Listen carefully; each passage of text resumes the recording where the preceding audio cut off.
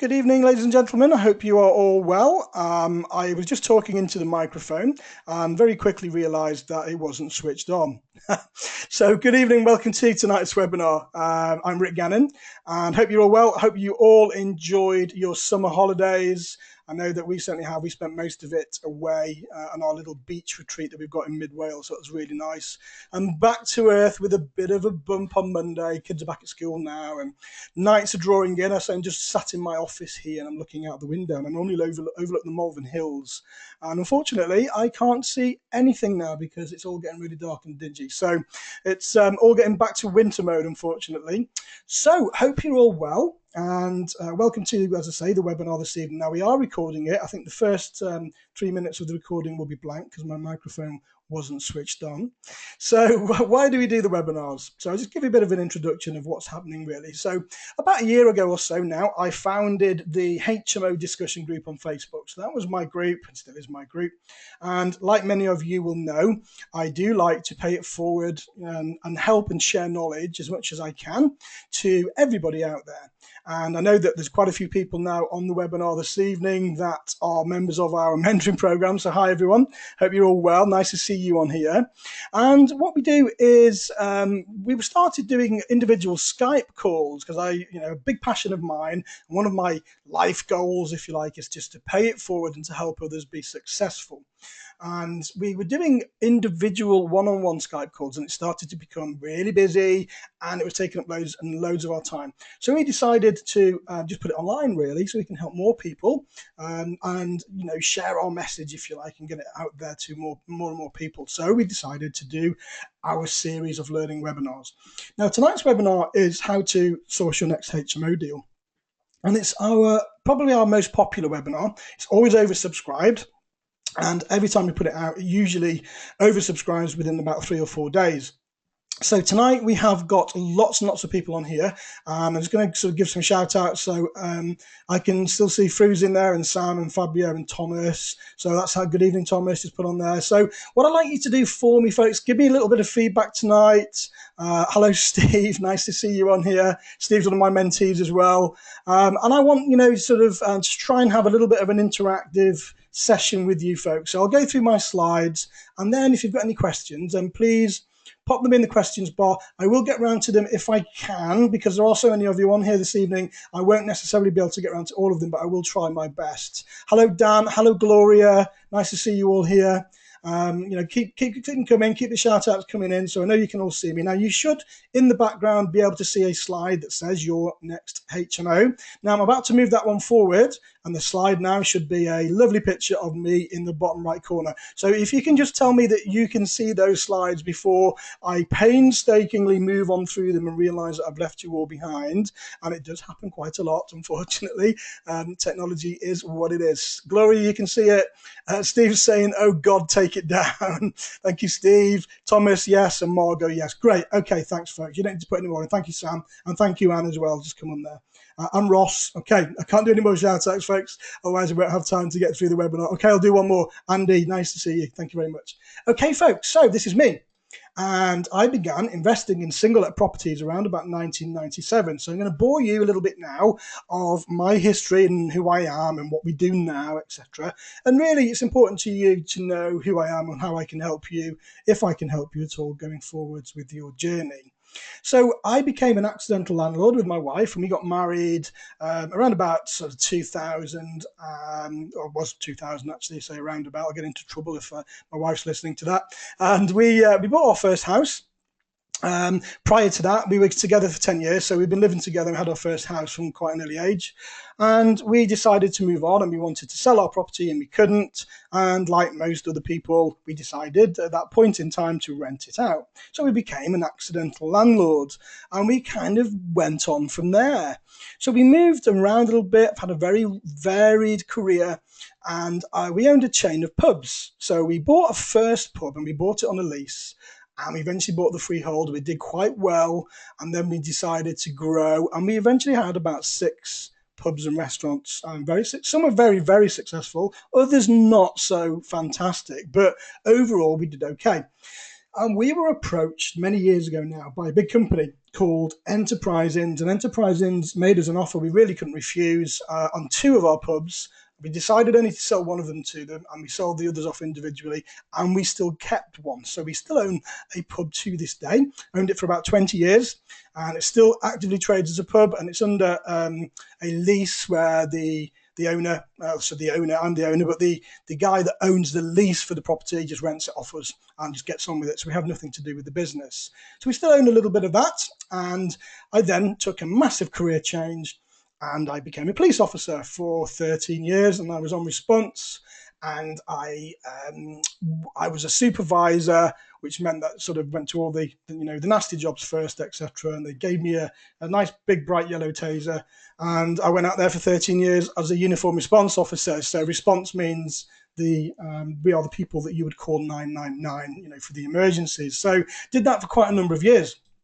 And what happened, really, we had a bit of a paradigm shift, a bit of a magical moment, if you like. So I came home off a night shift, and it was about February time. It was really sort of dingy and dark. It had been a really bad night, and I had to go and get involved in some really nasty jobs when I had to go and identify some, unfortunately, some dead bodies and things that people had passed away, and it wasn't very nice. It was a particularly bad job. And I was kind of, feeling a bit sorry for myself. And I came home and came into my house, went upstairs to kiss my kids good morning to them and good night for me, because it was a night shift, and went into my daughter's room and gave her a kiss, and she was just getting ready for school. I went into my son's room, Ben, it was a few years ago now, and said, "Hi, Ben, you okay?" And he said, "Dad, not really, no, I'm not." I said, "Well, what's the matter?" So, "Well, I want to know why I can't play football like all of my other friends." And that was a bit of a turning moment for me, because Ben's got quadriplegic cerebral palsy and he can't use his legs at all. So it means that he can't, or couldn't do as much as, he wanted to do. And he's very aware of it. And I just didn't know how to answer that. And that was like a massive bolt out of the blue to me. And it was really a real life-changing moment. So we sort of had a cuddle and a bit of a cry together. And I was a bit, I was really shocked and didn't know what to do, because, as a parent, you look after your children as best you can, and you love them dearly, and you just want to make everything right. So I went to bed because I'd just come off nights, as I say, and I slept only till about 11 o'clock. And I got up the next morning, had a conversation with my wife, Lorraine, and we said, "Look, we need to make some changes. We're only here once. We've only got one chance at this, and we need to make it the best chance possible. Now, I'm never going to earn enough money working as a police officer to be able to do the things I want to do and spend the time I need to try and help my children develop and progress." So we decided to start looking into something that we'd always been familiar with, which was property, but we never really at that point made that much money out of it.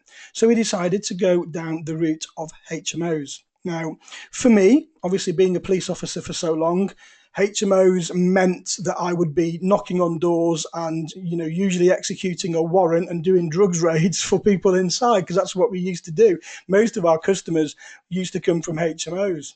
So I was a little bit skeptical, but we went and we educated ourselves over a period of time, and we started our journey investing in HMOs. And it's, could have kind of over the last few years been a bit of a whirlwind for us, really. We did exceptionally well. And I'm also a coach now and a mentor for Simon Zucchi for his mastermind program. So I'm affiliated very closely to Simon and his team as well. And in fact, I'm presenting on Saturday in Birmingham. So if anybody wants to come along to that, then please let me know. Please type your name in and I can give you the link to that.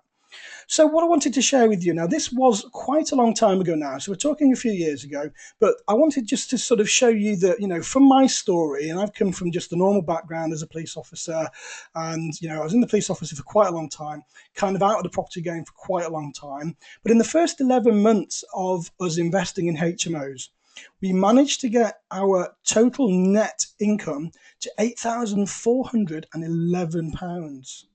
Now, the joint venture partners that we took on at that time, or investors, we had to pay £1,451 a month to. But that left me a profit of £6,960 a month. Now, that was in the first 11 months of investing. And I was I was earning a salary of around about, I think it was just under 40,000 a year. So it was okay. It was good. There was nothing wrong with that.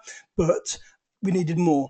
to be able to sustain the life that we wanted to and give to our children, we needed more. So many new investors, they like the idea of owning a HMO portfolio, but typically two things stop people from buying a HMO portfolio. So the first is mindset. Okay, I'm going to cover most of this evening, and that's getting in your own way. And the second is finding deals. So finding deals, is always a bit of a problem, and for some people, but for others, not so much. Now, I know we've got people on the webinar this evening that are doing exceptionally well. They're on our program. They've just established their second and some of third HMOs in 6 weeks. Okay, so that is a testament to say that the deals are there if you know where to look and if you know what you are doing. And obviously, education is a big thing when it comes to doing anything. When you're changing your lifestyle and you're going into pastures untold. Now, what we don't do is operate anything that's a get-rich-quick scheme. We don't advocate that at all. Now, I worked harder in the first 11 months than I've ever worked in my entire life. But you do the work once and you get paid for life. So it's there and it's real, but it's not going to happen, immediately. And we don't say, look, we will promise you riches, because you have to really do lots and lots of hard work. And it's very important that you remain completely transparent and ethical and above board, obviously, with everything that you do. And my background as a police officer, obviously, that's very, very high up on my values list. Honesty and integrity is the very top. And family, of course, that comes in there too. So let's talk a little bit here about mindset.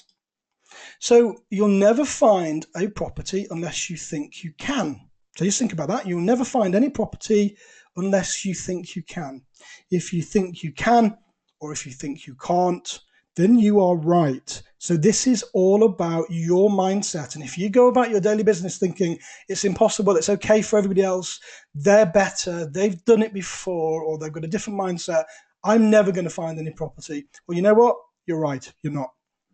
Not with that mindset. Okay. So if you think that that's the way forward for you, then investing in HMOs is not for you.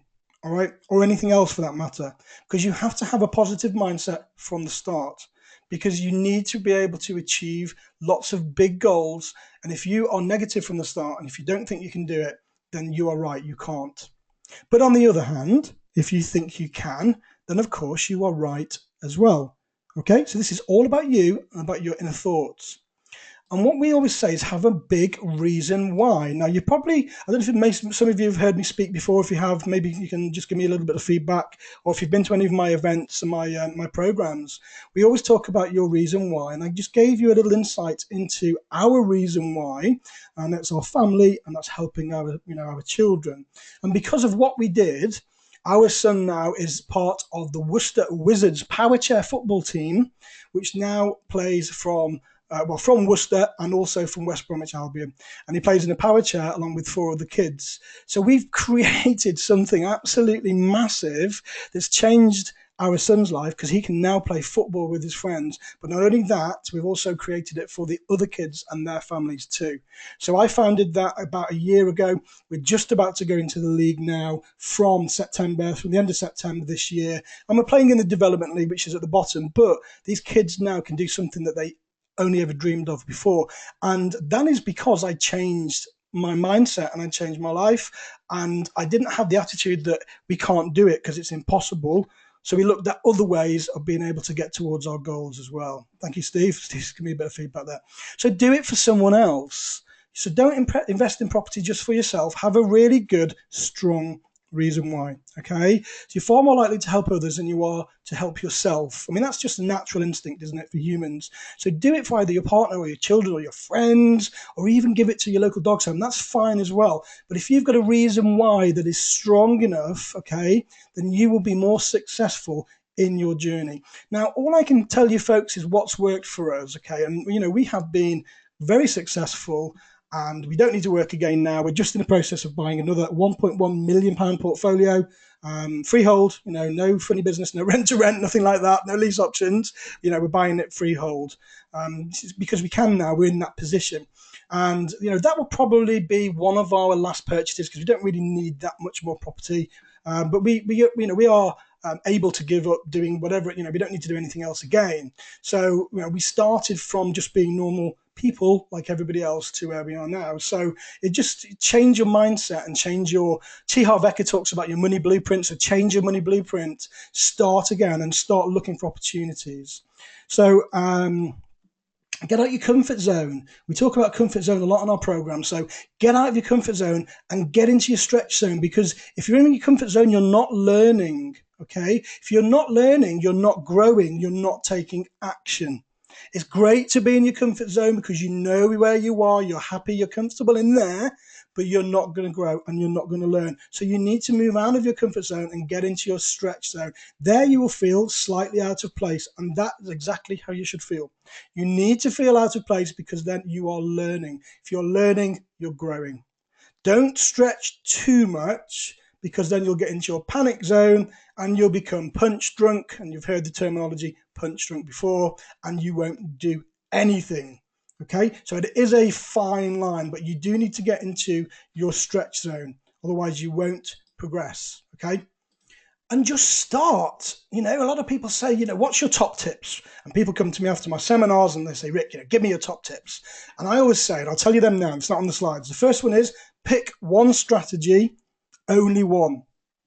Start it. Take one action after the other, get good at it, and repeat it and do it again. Okay, now multitasking, folks, is a surefire way of doing lots of things badly. Just think about that.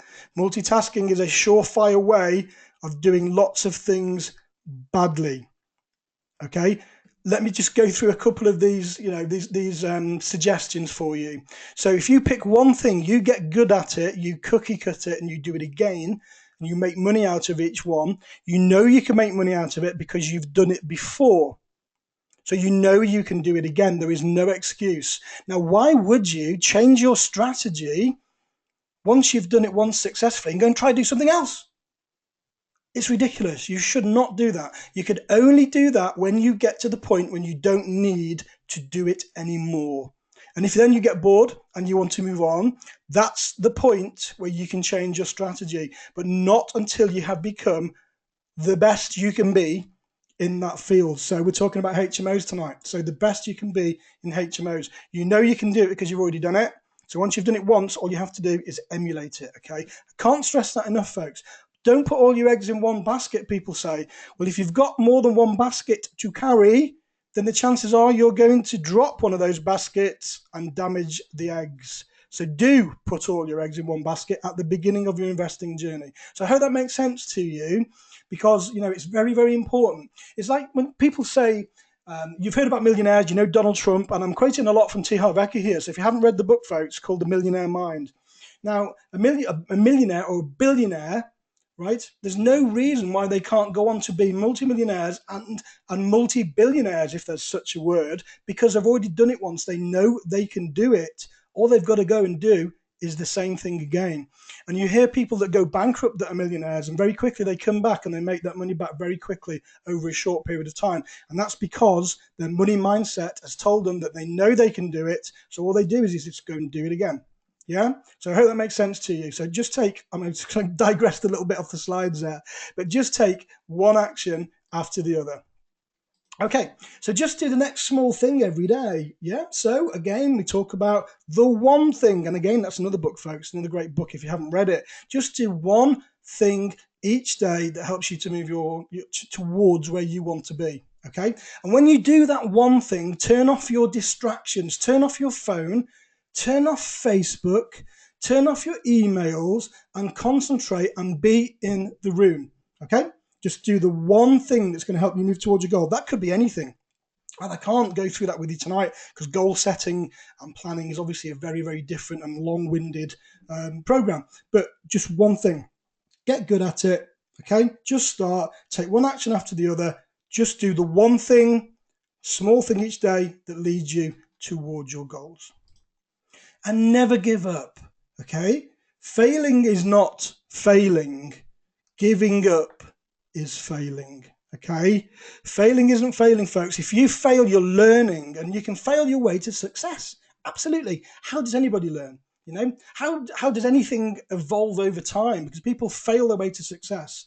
Yeah, I mean, about the light bulb, you know, was it something like 10,000 attempts to create the light bulb? And can you imagine if, you know, that was just thrown into the bin on attempt number 500? Would we still have it today? Who knows? Don't know. But, you know, you only fail when you give up. I've covered that. Do the one thing that takes you towards your goal. And it's okay to be scared. You know, feel the fear and do it anyway. You'll notice I do quote a lot of books, folks. I do read quite a lot, and it inspires me, and I share that and emulate that and put my own slant on it and give it out to you folks. So it's okay to be scared. It means you're growing.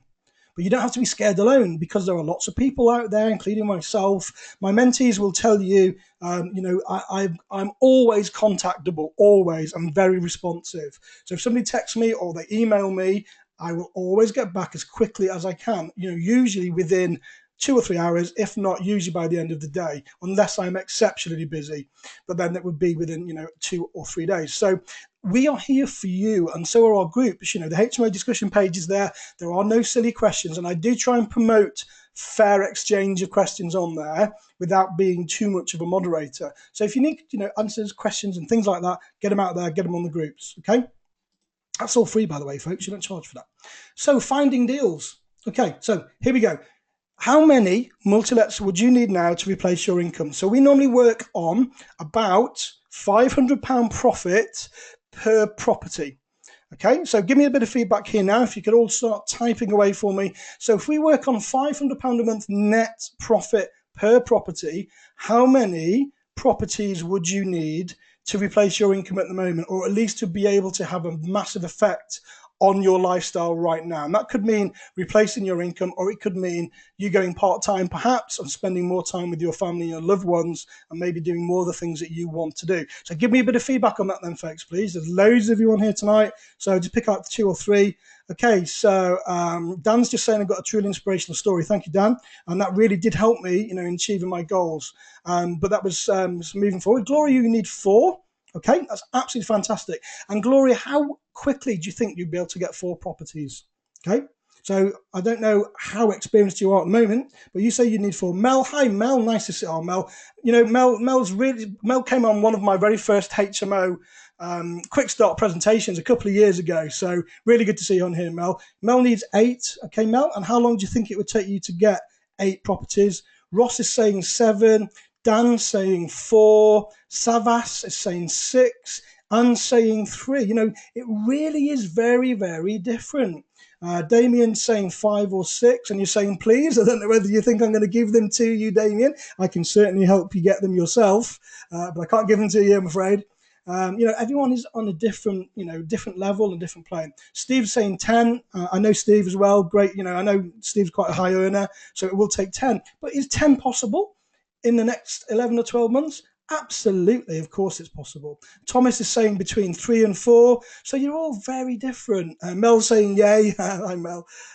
Thomas, sorry, Thomas. My friends told me that one guy put 100 HMOs goal in 6 months and achieved it. Fantastic. And you can, because if you think you can do it, then you can do it. So get into that money mindset, folks, okay? So if you think you can do it, you can do it. Now, I'm not sure I'd want to go for 106 months from the start, because that's a lot of learning. But you know what? If you can do it, and if your mindset's there, then, you know, you just do it. You know, the biggest problem is setting a goal, right? Or so let's say, for example, one of the biggest problems is setting a goal too low and hitting it.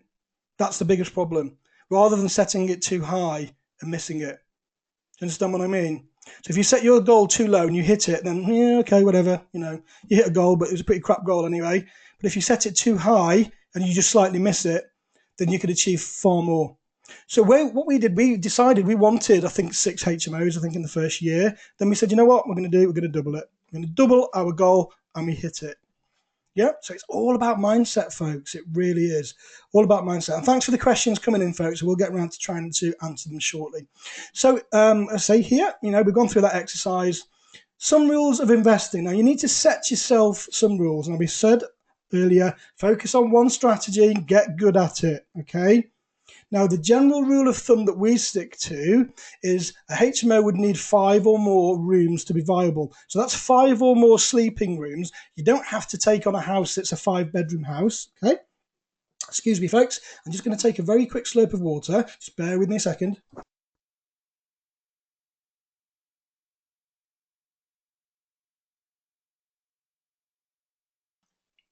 Back in the room. I do get quite a dry throat when I'm talking.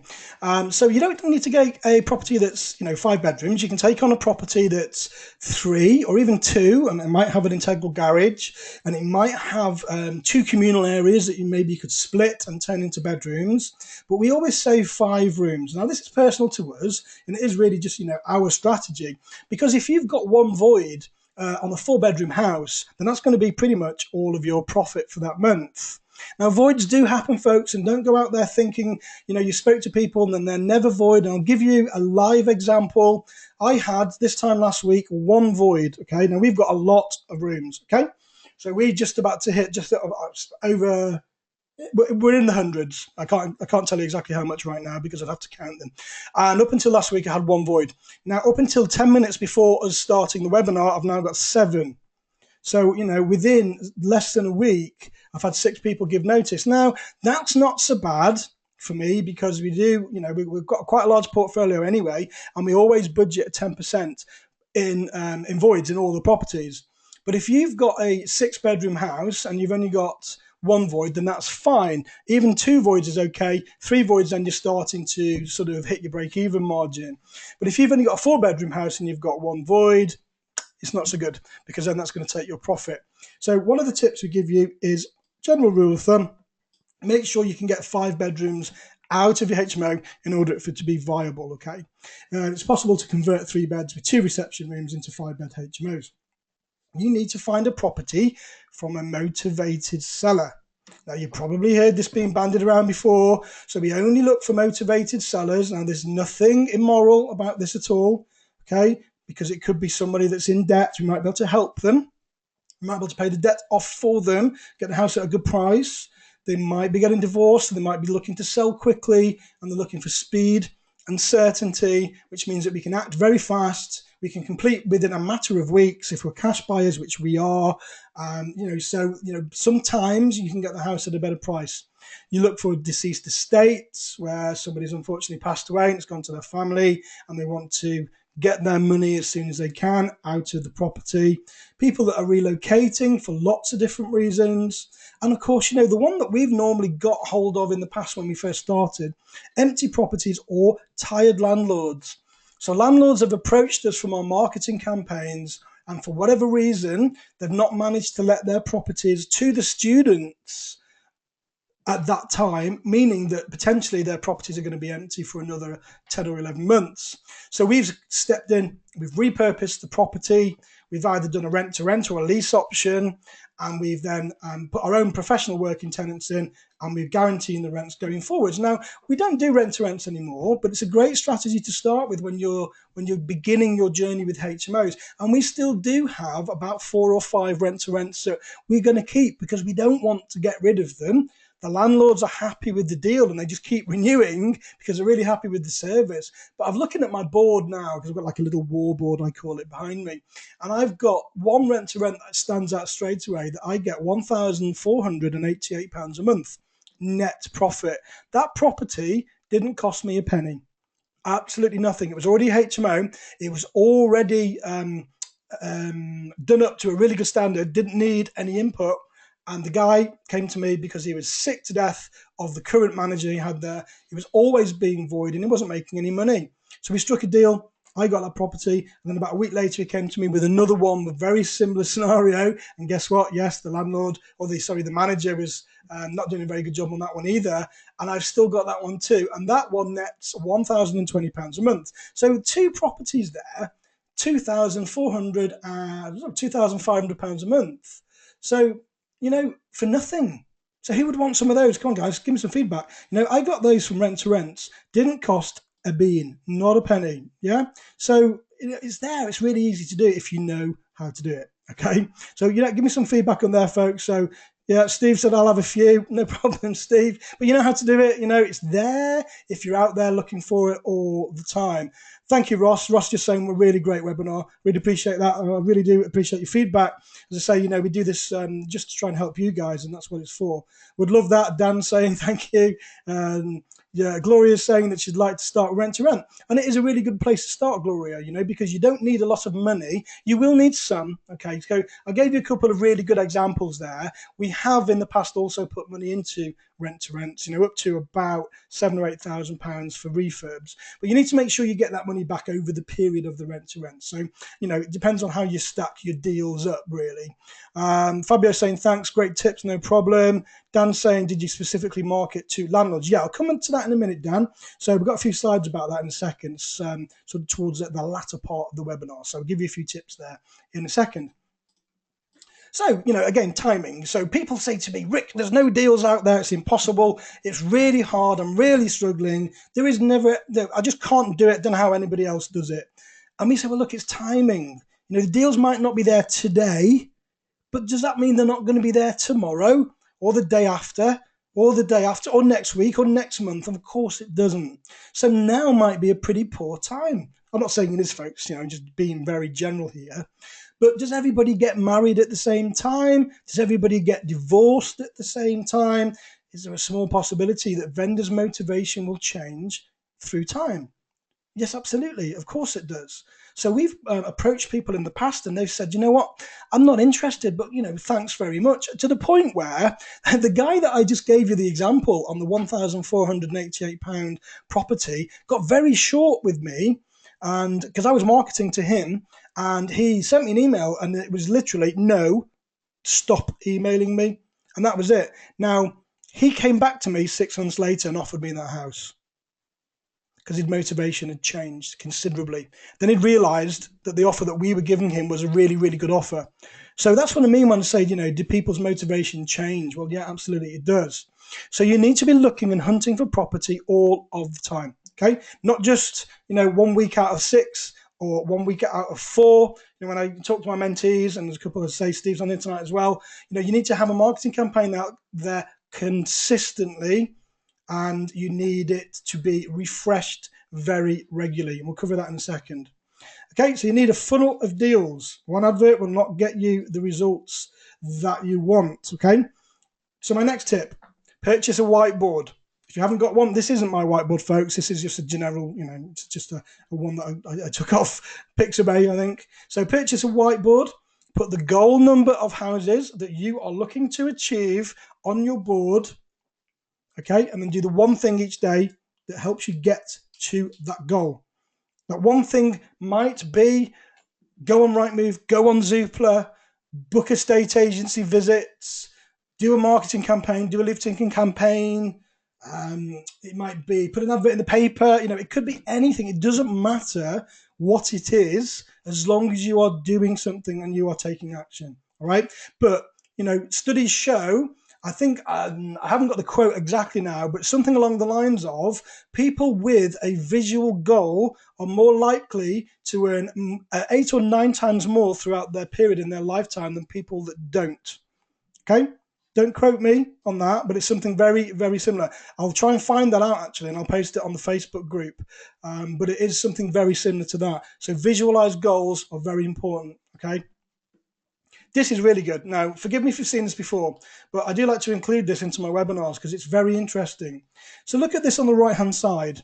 Now, this is real, okay? And this has come from the National Sales Exec Association, and these are their stats. So we talk about sales. Now, you have to be involved in sales to a degree and marketing to be able to get houses so you can start your business. So you have to take action and get your marketing campaigns going. And if you look at this stat on the right, so 48% of salespeople never ever follow up with a prospect. Almost half. So I say, what's the point in doing it in the first place? If you're not going to follow up with them, don't do it, because they won't bite on the first. Absolutely never, or very, very rarely. 25% of salespeople make a second contact and then they stop. 12% of salespeople only make 3 contacts and then they stop. Only 10% of salespeople make more than 3 contacts. So those are going to be at the top of their game, folks. I'm telling you, exactly. 10% of people make more than 3 contacts. 2% of sales are made on the first contact. Now, that's extremely low, and I think that's probably more luck than judgment, if I'm honest with you. 3% of sales are made on the second contact. Now, look where this jumps now. 5% of sales are made on the third contact. 10% on the fourth. That's still pretty low, but not bad. Now, look at this jump. 80% of sales are made from the 5th to the 12th contact. Now, look at that. 80%. So what we're saying to you here, what I'm saying to you is make sure you follow up on every lead that drops on your mat. Every single lead that comes to you, even if it doesn't work for you now, it might work for you in 4 or 5 or 6 or 7 months' time. You must follow up on every single lead. Now, you also must have a marketing campaign out there all of the time. So this means on here, there's 2 sides of it. If you've got a marketing campaign out and you stop after the first one, what are you likely to achieve? First contact, 2%. That's what the stats say. But if you get a second campaign out not long after, then you've got a 3% chance, etc. Okay. If you do 5 or more campaigns, you are likely to get 80% more sales than you would if you'd have done any of the others. So I hope you understand that, folks. Now, it's quite, you can take a screenshot of this. I am recording the webinar tonight anyway, so it will go back out to you. But, you know, very, very interesting statistics there. Okay, so relationships. Making sales is about making relationships.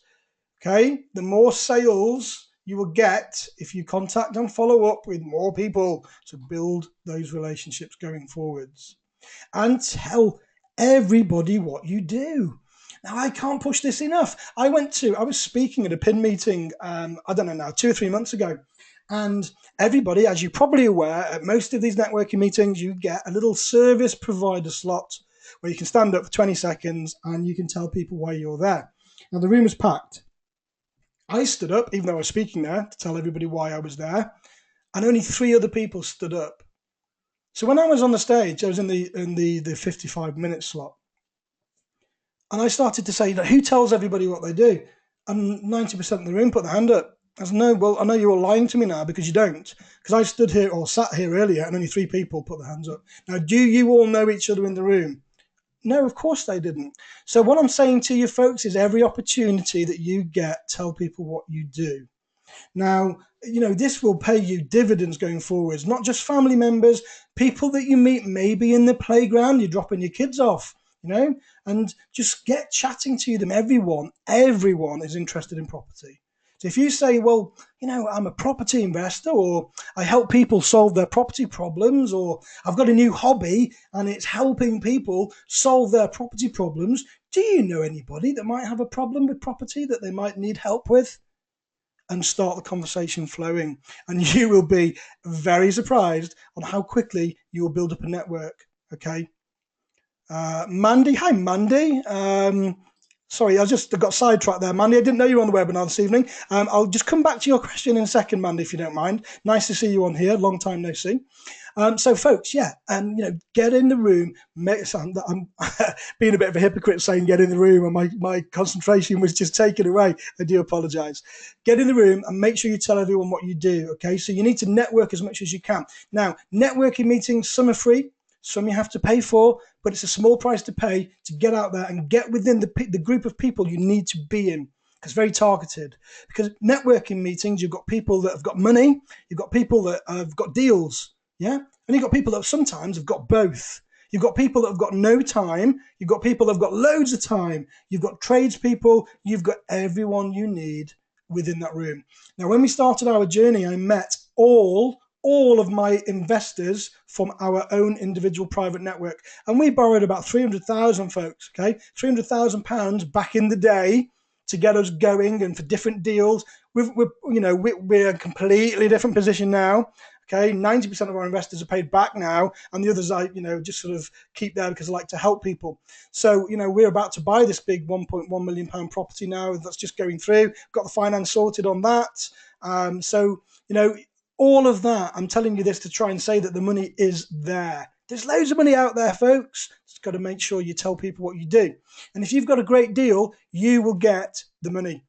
If it is a good deal and it's a win-win for everybody involved, there is absolutely no doubt in my mind that you will get the money. Okay, I think I digressed a little bit on that slide. I do apologise. You can tell how passionate I get with this, folks, because, you know, it really is sort of, if you follow the recipe and if you do what we say, there is no reason for you not to be successful. Okay. Now, I'll just put this on here to say, look, we understand that it can be quite difficult sometimes because of people's jobs to tell everybody what they do. And we understand that. So, you know, sometimes you might have to be a little bit coy about it, but just tell the people you trust and tell the people that matter.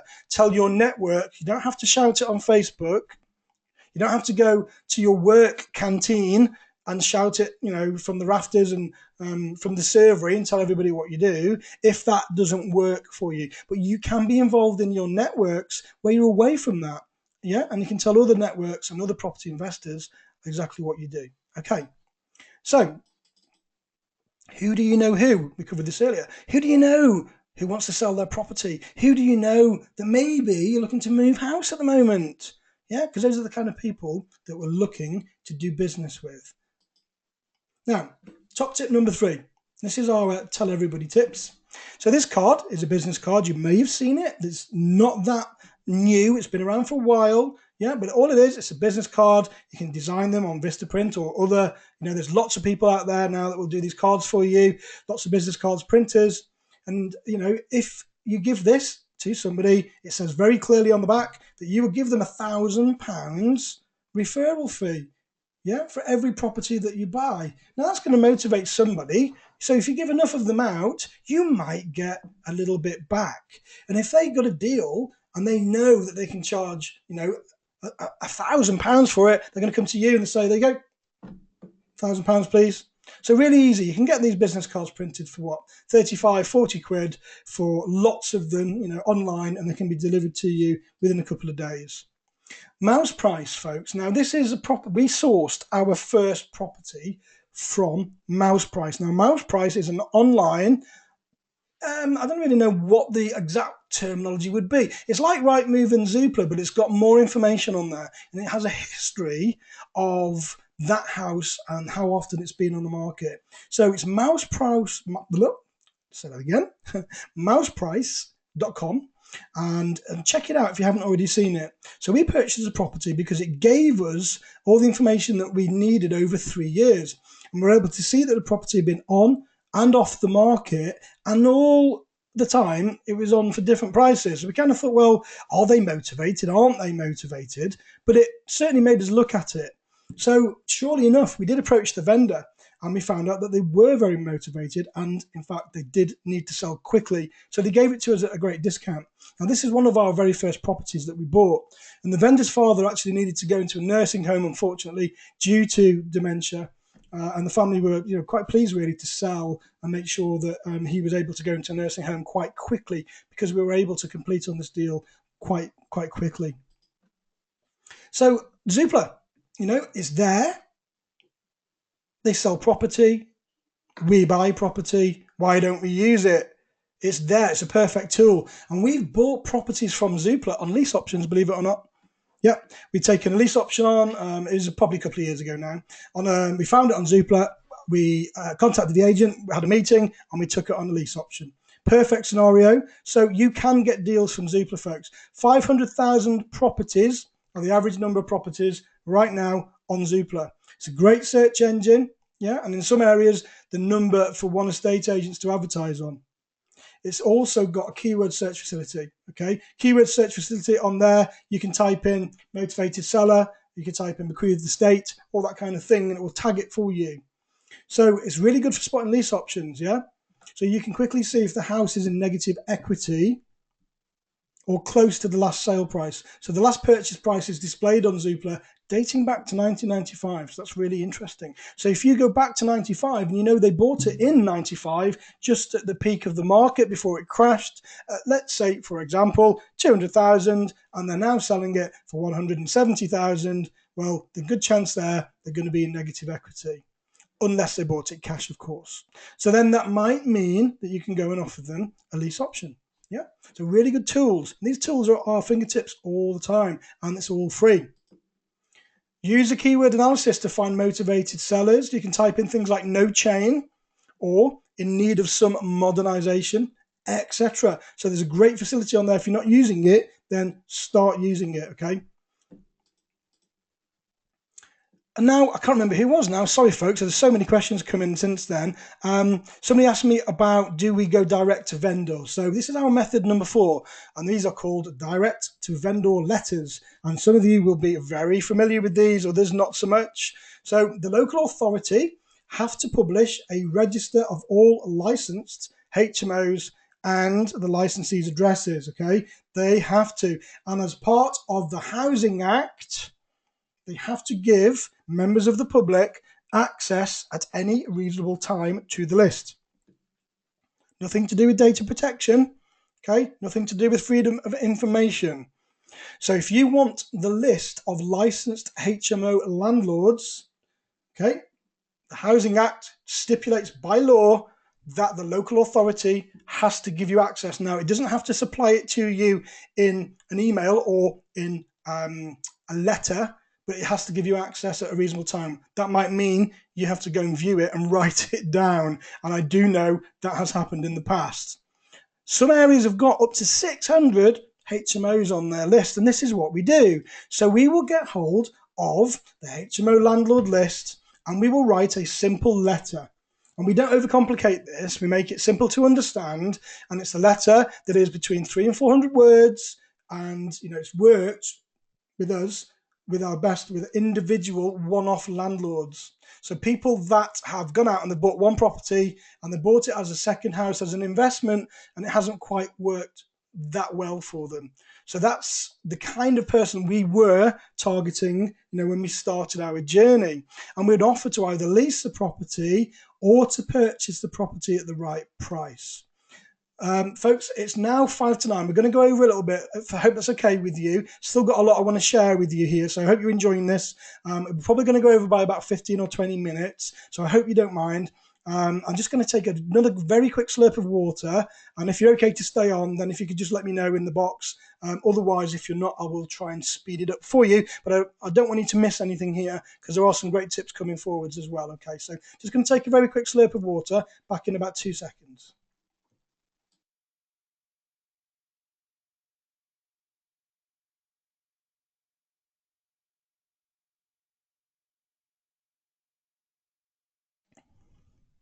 Okay, I'm back. Hoping you can all still hear me. Very conscious of making sure I turn my microphone back on. So I was talking to myself for about the first 5 minutes of the webinar this evening. So, okay, great. Everyone's saying it's fine. Yeah, okay to stay on. Mel, Gloria, Trevor, Ross, Steve. Okay, cool. Good, because I'm good too. And thank you, Anne, as well. Anne's here too. Okay, so where were we? So yeah, a simple letter. Don't overcomplicate it. And, all you're doing is introducing yourself. And you're saying you are local to the area, you're a property investor, and you are looking to acquire similar properties to put to your portfolio. And are they interested in either renting the property to you for a guaranteed rent or selling their property to you? And you wouldn't put on there as at a discount, but just keep it simple. Now, don't use those exact words, but keep it as simple as you can so they can understand it. And I'm not saying that landlords can't understand anything, but if I get something either on an email, let me give you an example. We look at a really long Facebook post. The chances are I'm not going to read it, if I'm honest, because it's too long and I get bored halfway through. But if you keep it short and punchy, then I probably will read it and I'm going to digest the information. And it's the same with an email, isn't it? If you get an email and it's got paragraphs and paragraphs and paragraphs, I'm not going to read it. And I think it's a really poor strategy to do that. So keep it short and punchy. For those of you that got my email to join tonight's webinar, you got one paragraph, it's short and punchy. Doing a webinar tonight is free. Love to see you there. Click on the link. Yeah? So do the same and make sure that it's not going to bore them to tears before they even get around to reading it. And our best results came from those easy to understand letters with a clear call to action. And the call to action is call us now. Yeah? Call us now on this number. No marketing jazz. We don't put them in coloured envelopes and stuff, folks. You know what? That's great. Is it really going to make somebody open it over anybody else's letter? Excuse me. I doubt it. If I'm honest, we just put them in an envelope and we send it to them. That's just what works for us. Now, I know that some of you on here will be familiar with these, and I certainly know one very good colleague of mine that has used this as well. Now, I introduced something called tear sheets about a year ago into our marketing strategy.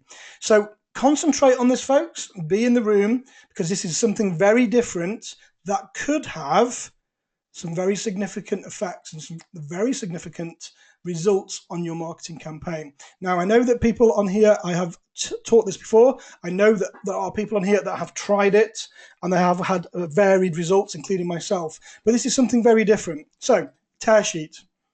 Now, we call this a tear sheet, and this enables you to position yourself as an expert by using a marketing tear sheet.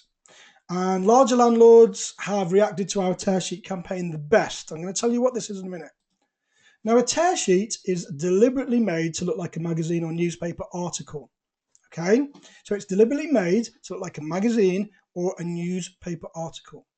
You can get a magazine spread article written up about you, and then you can photocopy it with a magazine sat behind it. So what does this mean? So let's break this down. Most areas have what we call local trade magazines. And in those trade magazines, there are tradesmen, of course, and adverts from local companies and businesses. They normally charge about 20, maybe £25 for 1 month to advertise in their trade magazine. You could do an interview with yourself on a Word document as a question and answer interview. For example, hello, Rick. Really pleased to meet you this month. And if it's okay, we're going to ask you some questions about your property investing journey. And then you'd have an answer saying, yes, absolutely no problem. I'd like to share everything with you. What can we do to help? And then just, go through that, write it yourself. Okay, so you've written yourself a nice little article about you. There's nothing untoward in there, because you're not mentioning anyone's names. You're not saying who you're being interviewed by, but you're just telling people who you are in a question and answer format.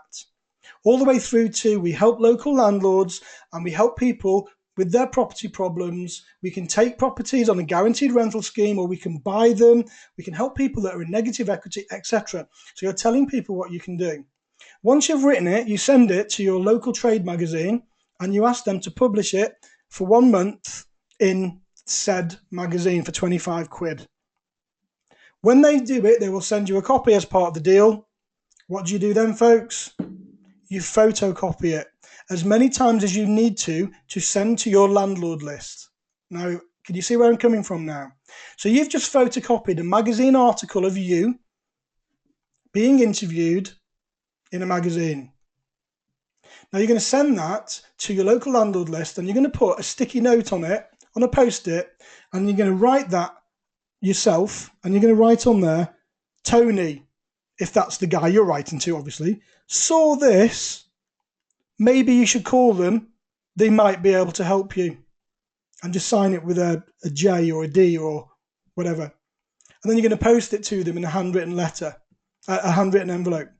So when it lands on their doorstep, they're going to open it and they're going to see a photocopied magazine article and a post-it note with their name on it saying, saw this, thought of you.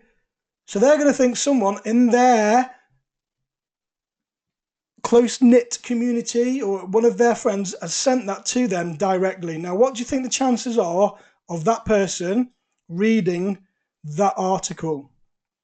Now, give me some feedback here, folks. I'm going to tell you now, it's going to be an 80% more chance that they're going to read that than any other letter, because they think it's been sent to them by one of their people in their own network. Now, we've had some phenomenal results with this, more so for the big portfolios, the big £500,000, £600,000, £700,000 portfolios, because you are automatically positioning yourself above your competition. All right. Now, some people are saying on here, don't tell everyone. And folks, it's a one-trick pony. because you can't do it twice. So what happens next is a month later or 3 weeks later, you send them a marketing letter from you, and you're cementing your tear sheet letter. So then they're going to look at it and think, I know who this person is because my mate Jay sent me an interview with them in the paper last week or the week before. Yeah, and you're cementing it. Now that, folks, is called a tear sheet. That is very, very new. Okay. And it is very, very good marketing. Now, you can use that. I don't mind. I don't own it. I can't stop people from doing it. But you do need to be aware that it is a one-trick pony, because you can only do it once. If you do it twice, then they're going to smell a rat straight away. But I can guarantee you that that will put you above all of your local competition, okay? Because it is completely different. Yeah, and I don't know, apart from the people that I have trained to do this, anybody else that's done it. Yeah, I'm sure now it's going to get out there, and I'm sure lots of people will be doing it, going forwards. But, great tip for you there, folks, and one of our real good nuggets. So if you don't take anything else from this evening, please take that. And if you need to use it going forwards, then crack on. Yeah. Scott's put, do you post your friends' photocopies of the magazine articles? Surely everyone else sends photos via social media. No, that's not what it's for, Scott. So what we're doing is we are posting this to the local landlord list. So we are marketing to them with the hope that they're going to call us and sell their property to us. Yeah. So we're not going to give it to our friends. Yeah. It's not going to go to our own network. We're going to send this to the local landlord list. So when I went to the marketing pages earlier about local landlord lists and marketing directly to them, well, instead of sending the letter, you send this. Yeah, so it makes you look like the industry expert above your competition. So I hope that answers your question for you. And that is the tear sheet, folks. That's, a simple marketing letter a few weeks later, and just to cement it. So the next one, leaving tear sheets behind, is leafleting. Now, this isn't anything new, yeah, but leafleting works. Otherwise, no one would do it. It's the same as marketing campaigns with letters. It works because it's proven. And if it didn't work, nobody would do it. Simple as. Okay. So the problem of leafleting is giving up before you get a result. Now, usually it takes a few campaigns. You normally have to get out and get, 15, 20,000 leaflets out there to start getting some results. Now, remember the marketing slide we did earlier? One leaflet probably isn't going to do it. Two, maybe not. 5, 6, 7, 8, 9, 10, 11, 12, yeah, you're going to have a much better chance, okay? So when you do your leafleting campaigns, now I'm going to go through a leaflet with you in a second. You need to make sure that you're targeting about 5,000 houses at a time. Now, you're going to repeat the leaflet distribution every 4 to 6 weeks and just keep going until you don't need to go anymore. It's not hugely expensive, but you can pay a team to deliver it for you, so you can get them printed, and you can pay a team to go around and deliver. There's loads of companies around the country that does this for you. And on your leaflet, you need to keep it punchy, yeah? And you need to make sure you're targeting the right areas. So if you're looking for rent to rent, then your message should be, I'm looking for landlords with 3 or more bedroom properties who are looking for guaranteed rent without worrying about repairs or renewals. So don't put much more on there. If this is you, call us now. Keep it simple. Don't put too much text on there because it will confuse them. Okay? Do not deliver the leaflets yourself, folks. It's not very good use of your time. Pay somebody else to do it. There's lots of leaflet distribution franchises. Don't just pay the young lad next door, to go round on his BMX, because the chances are your leaflets will end up in the local bin. Just make sure that you do it professionally and you do it with a local distribution company. Okay? Now then, do you want the 45 ways to find deals book? Well, some of you may already have it, but we have got a PDF book on an ebook we're going to give away to you tonight. And we've got 2 books coming out this year, folks. So I've got a book that should be getting published at the end of this month. However, I'm a little bit behind with it. So hopefully it will be coming out by December. And that is called House Arrest, quite aptly, and it's an educational book on how you can go out and start your own property portfolio. Now, we also released an ebook shortly about finding property deals, and there are 45 tips in this ebook, and we're going to give that away to you tonight for free. So before we go any further, I am going to try and take some questions in a second. So if you seriously want to improve your chances of finding great property deals, then this guide will help you. So if you like what you saw tonight, then there's lots more contained within the ebook. Okay. And that's the way. Okay, yeah, it could make you thousands of pounds. Okay, so folks, question and answers now. So we are 5 past. I did say we'll probably go to 1/4 past. So if you've got any questions, now is the time to start typing away, and I'll go to them in order if I can. But before we do that, I want to talk to you about our HMO mentoring program. Okay, so we have got some members on here tonight that are already on the program, so it's great to see them on here. But this is something we created relatively recently, probably only about 6 months ago. And what does it mean to you? So it's the full HMO online mentoring package. Okay, it's a membership package only, and you get a full day content from our HMO Discovery Day, which is 8 hours video content of training. You get a structured release of content each month, every 30 days.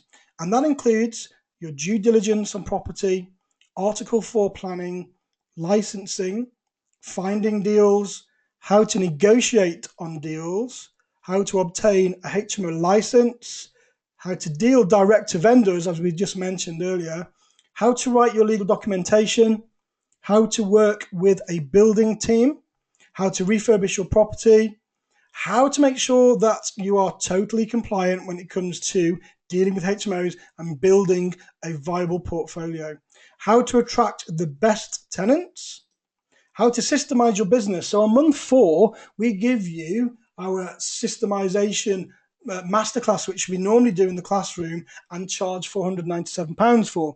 You can also get that online, but we charge £200 online for that as well. But you get that free on month 4 as part of the package. You also get lessons on how to manage tenants, how to grow and scale your portfolio, how to get your money back out of the deal so you've got nothing left in the deal, so potentially you could get a free house, and we've done that quite a few times over the last couple of years, and how to get to be as passive as you can. You get all the marketing strategies that we just shared with you, the mindset, how to work with joint venture partners and attract money from other people, how to do rent to rent, how to do lease options, how to do something called exchange with delay completion, and of course, traditional purchases. Mindset, education, the Housing Law Act, eviction of non-paying tenants. I mean, there's just loads and loads of content, folks. Absolutely loads of content. It goes on for 11 months. You get a live monthly webinar with me, and you get full access to me as your mentor via email and via our private Facebook group. Okay, so if you ever have any questions, you email me or you send me a message on Facebook, and I reply pretty quickly. Okay, and try and help you with the problem that you've got at that time. So what is the cost? Well, you get all of this, and you get lots of bonus content as well. It's released slowly and upon completion of the previous module, so every 30 days. And the great thing about this is you can do it anywhere. So you don't have to give up a day out of your busy life to spend in the classroom. You don't have to do that. You don't have to give up anything at all, because you can do it anytime you want to, because it's online. So you can go into the content, you can pause it, you can go back to it at any time, you can rewind it, you can do and plan it any way you want to. So you can learn on the train, you can learn while you're in the bath, you can watch it while you're lying in bed on a Sunday morning. So that's the good thing about this. And you can always revisit old content at any time. So you've got access to me, as I explained earlier, and you're also allocated once a month with what we call an accountability partner. So that will be somebody else on the program that you team up with once a month, and you have phone calls with each other and help each other and motivate each other to move forwards. Private forum, covered that, and you can structure the mentorship however you want to. Now, don't be put off with this, folks. We don't charge £7,000, but our classroom mentorship program that we don't have any spaces for, folks. I'm not pushing that. We charge £7,000 a year for this content. Okay. Now you can get all of this, folks, all of this for only £189 a month. No contract. You can cancel at any time. You don't have to stay. If you don't like it in the first month, all you do is cancel your subscription. You don't get to keep the content because it is online, so it's a subscription base, but you can use it for a month and then you can cancel it. So you don't have to pay anything else. However, it's not going to cost you that tonight, folks. If you are interested in joining my mentorship program, okay, we have got an offer this evening that is only valid until 11 p.m. tonight. So it's all about taking action, and that's why we do say there's a cut-off at 11 p.m. So if you're looking to take action, I can give it you tonight, folks, for £100 a month. Now, that is massive, massive value. And that's £100 a month every month. It doesn't go back up to £189. So we're going to discount this for you for webinar guests this evening by £89 a month. So when you log on, if you log on to rickgannon.com, rickgannon.com, and on the right-hand side, you've got 12-month online HMO mentoring. All you do is click here, and then you enter the code ACTION. And I'm going to send that to you now.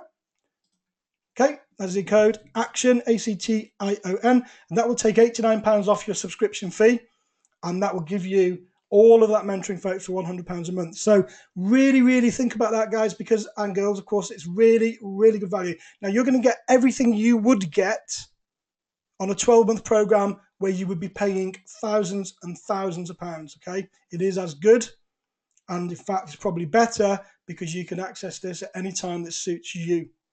Okay, folks, so that's open now, rickgannon.com, type in ACTION. You will also get your free ebook, folks, and for those of you that don't want to do it, but you still want your free ebook, that's absolutely fine. Still go on to rickgannon.com, scroll down to the button that says, get my free ebook now, and then you can have that anyway, no charge. You don't have to subscribe. You get that for free. So, folks, I hope that you have enjoyed this evening. I've really enjoyed sharing everything with you. Now, we're going to go through some of the questions and answers that we have got here. So, we've got quite a few, still loads and loads of you online. So, folks, first of all, what do you think of the mentorship program? And do you think that that is good value? So, give me some feedback on that. Do you think there's something that might help you go forwards with your journey? So if you can let me know, give me some feedback. Any questions on that at all, then please ask them, because I'm going to be sticking around for the next 15 or 20 minutes or so to answer your questions. So Gloria's saying, yeah, excellent value. Thank you, Gloria. It really is, folks. Honestly, you won't get a better package. Anyway, right, enough about that. Let's go on to some questions now. I am aware that I'll have to scroll all the way back up now. Mandy asked me a question earlier. Now, Mandy, I hope you're still with us. I can't see because there's too many to scroll through. So Mandy's put on here, hi, Rick, I bought a house that I thought would make a 5-bed HMO, but failed to realise the rooms get narrower towards the back. So the only way to make 5 bedrooms now is to divide the upstairs front bedroom into 2 small rooms, potentially with a dividing wall across that part of the bay window. Do you think that that is viable, or shall we just go for the risky 4-bedroom? You know what, Mandy, I can't really answer that without seeing the floor plans. I really couldn't tell you. If you're going to be partitioning and putting walls across bay windows and things, it might not be a viable option. But, you know, I would like to see the floor plans really before I could give you a informed answer. So I'm sorry, it's a bit of a cop-out on that one. When it comes to room sizes and things, without looking at floor plans, it's very difficult to give advice on a webinar for things like that. So Mandy, send me the floor plans. You've got my email address. I'll have a look for you. Okay. Steve, have you got Housing Act paragraph? What do you mean, Steve? Not sure what you mean by that. Have you got Housing Act paragraph? Can you just emphasize a little bit on that for me, Steve? If you could. Trevor's put, sorry folks, I'm going to take a very quick slurp of water again. Just bear with me 1 second.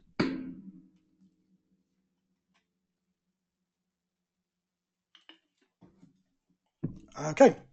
Trevor's put on here, would you locate one's HMOs in a single area?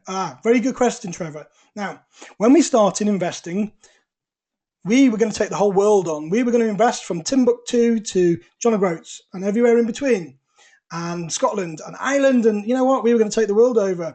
And very fortunately for us, our first HMO was only about 4 or 5 miles away from where we lived, and that was probably the best thing that could have happened to us, because it becomes very evident very quickly that you need your portfolio as close as you can get it to you, because HMOs are never ever going to be completely 100% passive.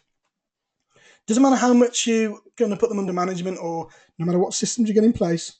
Now, we are as passive as we can be, but I explained at the beginning of tonight's webinar that I had 6 people give me notice over the last couple of days.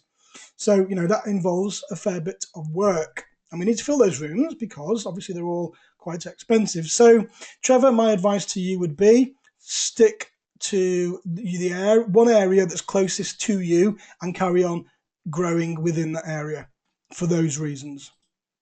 Ross has put, that's great, cool. Where are we? Dan saying that's really clever. Thank you, Dan. I think you're talking about the tear sheets going back earlier. Hi, Gloria. Saying hi. Scott saying, do you post? Oh, I think I've answered that for Scott.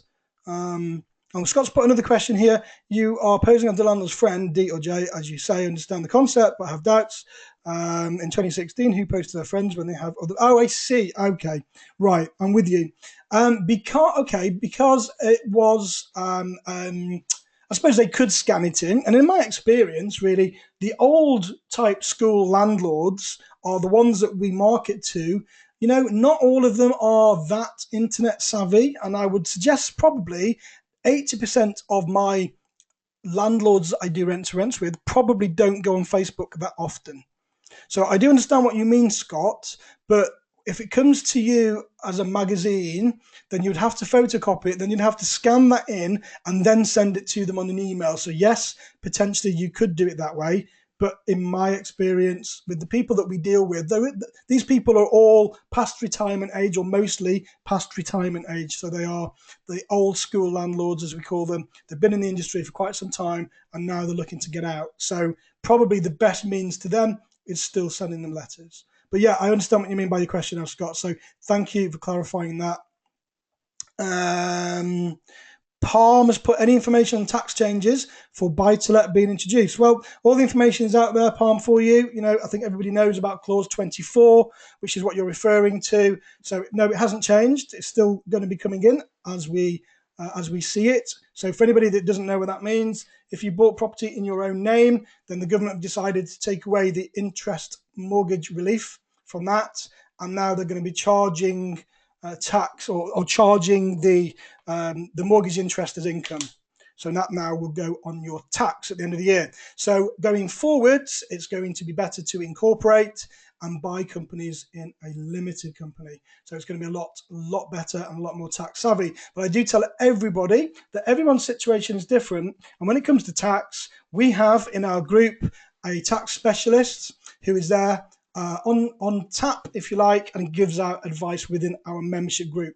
So we just give out free advice to people, obviously to a certain degree. But that's all part and parcel, folks, of our mentorship program. So you get access to our power team that includes tax advisors, legal specialists that will write documents for you. You have to pay for them, of course, they're not free.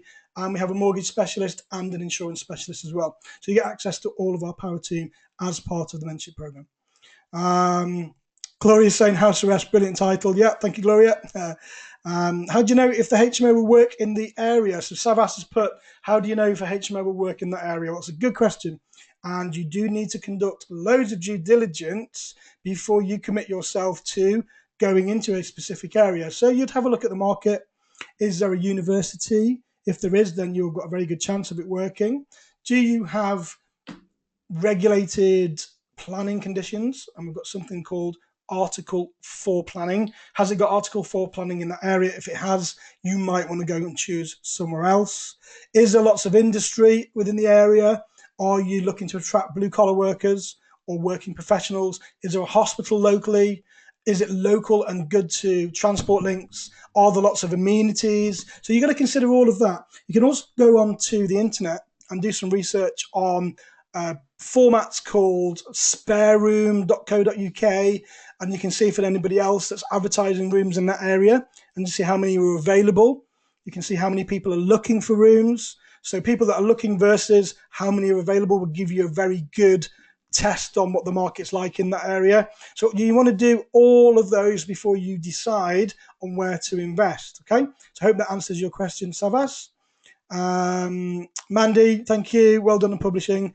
Love the new title. Thank you for joining us tonight, Mandy. It's nice to see you here. Gloria, can you put the tear sheet slide back up? Gloria, I'm not going to do that right now, but what I will do in an hour's time or so, you'll be getting an email with a recording of tonight's webinar. So you can play around with it as much as you like. So I hope that's okay for you. Gumtree, Ross, is Gumtree any good? Well, Gumtree really is a very different platform. It depends what you want to use it for. Now, you can advertise on Gumtree, but I've always found that Gumtree attracts a certain kind of user that if I'm looking for tenants on Gumtree, then they are always the low end of the market for me. Now, I've never advertised for landlords on Gumtree, but you know what? I like your thinking, and there's no reason at all why you couldn't do it. So the more you put it out there, then the more you're going to get back. So yes, absolutely, Ross. Really good question and a good suggestion. So thank you for that. Dan, do the local council have the landlord's home addresses? They have both, Dan, okay? So they do have the home addresses and they have the address of the HMO. They may try and fob you off with the address of the HMO, but if you go onto the internet and search what the powers are that you have for obtaining the landlord list, then they will give you the list that contains their home address. Now, they might not like it, but they do have to do it. Okay, so I hope that helps. How do you know if the HMO will work in the area, Savas? I think I've just answered that one for you. Gloria's saying, yeah, excellent value on the mentorship. Thank you very much, Gloria. Fabio's put, I'm planning to convert a 2-story 3-bed plus living room flat into HMO. Is it worth it? You know what, Fabio? I can't tell you if it's worth it or not because I don't know anything about the deal. I don't know the area and I don't know the figures. So I really cannot answer that question, I'm afraid. You need to break down whether you've got a mortgage on the property, how much your renovation costs will be, if you need it to be licensed, how much you're going to get for each individual room, what the return on investment is, etc. So really sorry, Fabio, but I can't answer that question just based on the information, I'm afraid. Dan Harding said, I have just started on Mastermind Local. Should I focus on that and then mentor with you after? It really is up to you, Dan, you know. I mean, Simon does some great courses. I work with Simon. You know, we're in business together on certain courses. So it really is, you know, depends on what you're looking for. So I, again, am being a bit of a devil's advocate this evening in all of this. You know, you can try it. If you don't like it, you can drop out. It's as simple as that. It will cost you £100 for a month. So, you know, if you're in doubt, give it a go. You might, you know, for £100, I think you'll only be exceptionally impressed. Okay. So I hope I answered that for you, Dan. Fabio saying thanks. Yeah, thanks, Fabio. No problem. Sorry, couldn't answer it any more than that. Steep learning curve on this one, Mandy. Yeah, I'd say, you know, really is difficult. Send me the details. I am very busy up towards the end of this week, but I will have a look at the floor plans for you, see if I can help you. Steve, the relevant paragraph for obtaining. Oh, sorry, have I made a typo, Steve? Is that? I think you're saying I've made a typo. Okay, no problem. Thank you for pointing that out to me. Gloria's saying, can you put the tear sheet slide back up again? Gloria, I think I answered that to you before. If that's okay, I'll send it out to you. Palm, oh gosh, Palm, that's a really big question. I just have to go quiet a second while I read that one.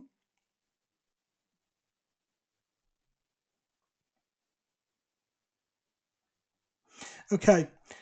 Palm's saying, can you have a studio apartment, but show them to be cluster rooms? I don't know what a cluster room is, Palm, without a communal kitchen to avoid having to pay higher planning fees and more building regulations. Okay. Right. You can't cut corners, folks, when you're doing HMOs. So the HMOs, the definition of a HMO, okay, is 3 or more people from 2 separate families. So if you've got 3 or more people from 2 separate families with shared facilities, so that might be a kitchen or a bathroom or a living room, then you've got a HMO. If you've got a HMO, then you need to be compliant with planning. So you can either do it under permitted development if your area allows it, or in certain areas, you'll have to apply for planning permission. If it's 5 or more people over 3 floors, then you will also need a license. Okay, so you can't cut corners with planning, Palm, because if you do, you'll get yourself into a mess. And we've got to be completely above board with what we do here because we are ethical investors, yeah? I'm not saying you're not for any reason. I'm just saying that don't think that you can start cutting corners and doing things on the cheap because it will come back to bite you, okay? So you will have to be fire compliant anyway, okay? Because you have an obligation as a landlord to look after everybody and make sure that they are safe. So you need to make sure that you're always fire compliant. And if you have a HMO, you need to be led by your local council for their conditions for HMOs in your area. Okay, Savas. How do you know if the HMO will work in your... I keep going back to that one. I don't know why, for some reason. I think we've answered that one as well. Fru's put, having replaced your income from your job with rental income, does this have a knock-on effect when applying for a mortgage? No, absolutely not. So, Fru, I've never, ever had any problems getting a mortgage. And because we are... obviously, we've been in this now. I mean, I do have a job. I am the managing director of my company, which is called New Era Property. So I do have a job. But most mortgage lenders will give you a mortgage based on the income of the property anyway. So no, it's never been a problem for me. But Fru, I think you are a part of our mentorship group. I'm sure you are, actually. So in our group, Fru, you've got a guy called Morgan, and he's our nominated mortgage broker. And any information at all you require on that, Morgan will give that to you for free. So tag him in on the group, on the private mentoring group, and you can ask him away all the questions you need to know. But no, it's never been a problem for me. Palm saying thank you for answering, no problem. Thomas is saying working smart. So I submit HMO to letting agency and they will do all the rest of the work. Yes, you can. You absolutely can if you're prepared to pay for it. But be careful, Thomas, because in my experience, I think most letting agents don't really understand HMOs in the way that you would if you were doing it yourself. And if it's your business, I mentioned again earlier, I've got 7 rooms coming up altogether now. I had 6, in the last couple of days. I'm going to make sure they're full by the end of next week, and I will do everything I can, and I'll market to all of my lists in order to get those rooms full. Would an agent do that? I don't know if they would. So just be careful, because sometimes if it's your business, it needs to be nurtured a little bit. Excuse me. Glory saying thank you. Thumbs up from Ross. Dan saying awesome. Thank you. Thank you, Dan. Fabio saying is a rent to rent, does it need to be licensed? No mortgage. Is it a really good idea? I don't understand what that means. Fabio, sorry. Is a rent to rent, it needs to be licensed? Well, it doesn't matter whether it's a rent to rent or not. The license will come in if you have got 5 or more tenants over 3 floors, which then will bring you under mandatory HMO license.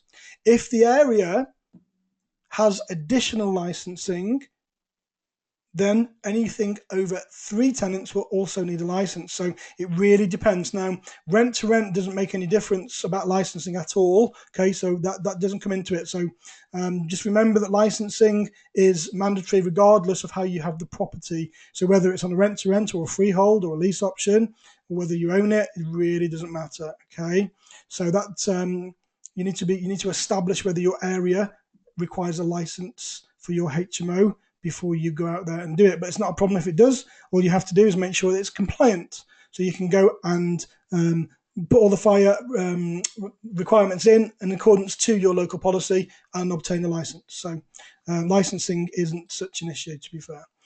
Ross, you'd like to join the mentorship. Thank you, Ross. Great to have you on board. Follow the link and just type in the code ACTION and we'll see you on the other side. The minute you log on, you will have full access to all of the learning packages, okay? So you get access immediately, straight away. You'll also then be brought into the private Facebook group for any questions and to be part of the forum as well. So great to see you, Ross. Thank you very much indeed.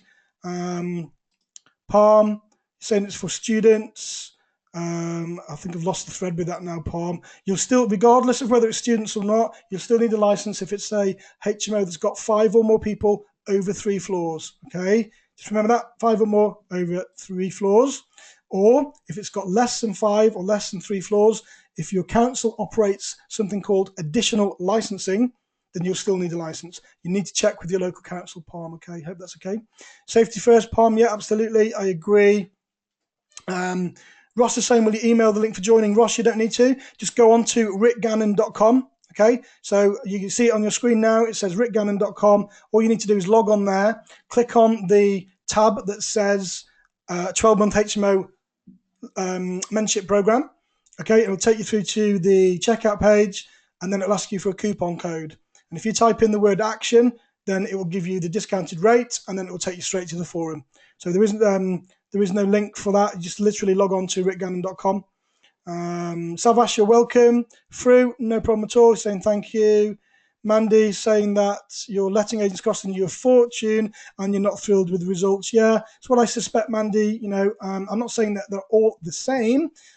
but in my experience, letting agents haven't really got the finger on the pulse as much as you would have if it's your own business. So I hope that answers everybody else's question. Thomas saying thank you.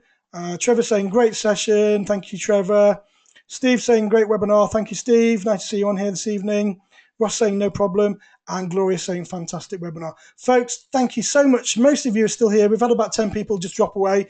I hope you enjoyed tonight. We do regular webinars, usually once a week, with little nuggets, little bits and bobs. But if you're thinking about the mentorship program, folks, get out there. It's only available till 11 o'clock tonight. You've got an hour and a half to save yourself £89 a month. You won't regret it. If you don't like it, just cancel your subscription. So, for £100, you get access to everything for the first 4 weeks. So, folks, it's been an absolute pleasure, and I hope to speak to you soon. I'm going to leave this link up here for you in case you want to grab that now, and have a great week. Thank you